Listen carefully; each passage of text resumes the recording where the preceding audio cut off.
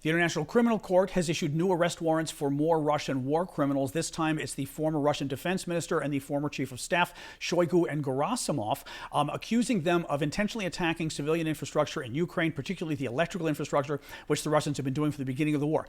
That's a war crime because you're not allowed to go after civilian targets. Now, the Russians have gone after civilian targets from the beginning, not just civilians themselves, which we'll talk about in a second, but as I said, electricity. The goal of the Russians from the beginning has been to really starve the Ukrainians to death, freeze them to death, cut off all their power, water, everything else in order to force them to either leave the country or at least buckle and say, okay, we surrender.